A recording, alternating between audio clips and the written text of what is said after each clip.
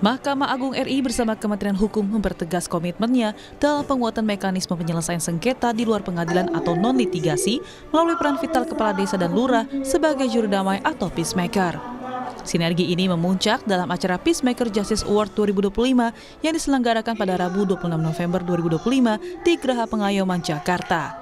Dalam sambutannya, Ketua Mahkamah Agung Sunarto menyampaikan apresiasi tinggi kepada para juru damai dari unsur kepala desa dan lurah karena menilai mereka telah mewujudkan keadilan yang bersifat substansial. Sunarto menegaskan bahwa peran kepala desa dan lurah melampaui tugas administratif menjadikan mereka tokoh informal yang paling dekat dengan masyarakat. Dengan dasar hukum yang sangat kuat yang merujuk pada pasal 26 ayat 2 Undang-Undang tentang Desa yang mengamanatkan kepala desa untuk memelihara ketentraman dan menyelesaikan perselisihan, program juru damai ini dianggap sejalan dengan nilai luhur masyarakat Indonesia yang menjunjung tinggi musyawarah mufakat dan harmoni sosial.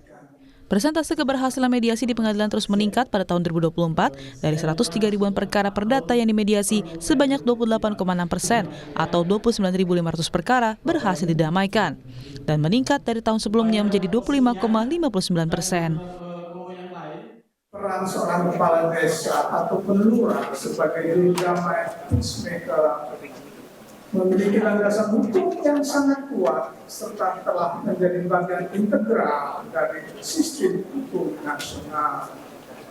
Program yang kita usung hari ini tidak lahir dari ruang kosong, tapi lahir dari realitas sosial yang kita hadapi bersama.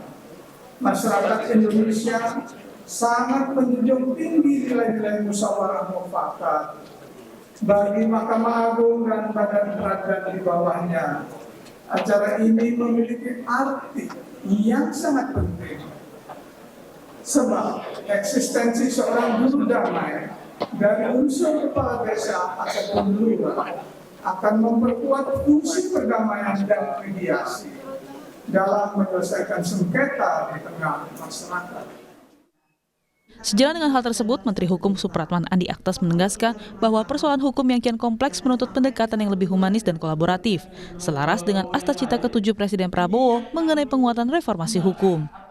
Menurut Menkumham, pembentukan Pos Bantuan Hukum atau Posbankum di tingkat desa, kelurahan serta peningkatan kemampuan kepala desa, lurah sebagai juru damai atau non-litigation peacemaker adalah langkah penting dalam memperluas access to justice. Acara Puncak Peacemaker 2025 menjadi momen penobatan bagi para juru damai terbaik tahun ini. Telah lahir 802 juru damai baru dari 34 provinsi, di mana 130 diantaranya dianugerahi sebagai Anubawa Sasana Jaga atau penjaga perdamaian. Dalam penganugerahan Peacemaker Justice Award 2025, 3 juru damai terbaik berhasil ditetapkan, yaitu dijuarai oleh perwakilan dari Kalimantan Barat, perwakilan dari Metro Lampung, dan perwakilan Garut, Jawa Barat. Kolaborasi lintas kementerian. Karena itu kepada Yang Mulia Mahkamah Agung saya berterima kasih atas dukungan selama ini, terutama dalam proses pelatihan dan penyediaan tempat untuk kunjungan teman-teman yang kemarin sempat berkunjung ke Mahkamah Agung, dan kepada Kementerian Desa, Menteri Dalam Negeri yang bisa memfasilitasi semuanya dan bekerjasama dengan BPHN kita. Luar biasa Pak. Sekali lagi tadi Pak Mendes sampaikan ini perwujudan dari Astacita Bapak Presiden ke-6 membangun dari desa, juga sesuai dengan Astacita Bapak Presiden yakni reformasi di bidang politik, hukum, dan birokrasi. Karena itu saya berharap nanti bahwa semua apa yang kita raih hari ini tujuannya satu. Tadi Yang Mulia Ketua Mahkamah Agung sudah memberi penghargaan yang luar biasa. Sesungguhnya semua yang ikut hari ini itu sudah menjadi hakim-hakim yang sesungguhnya. Kegiatan Peacemaker Training ini yang merupakan hasil sinergi dengan Kementerian Desa dan Kementerian Dalam Negeri membekali mereka dalam menangani persoalan hukum non-litigasi.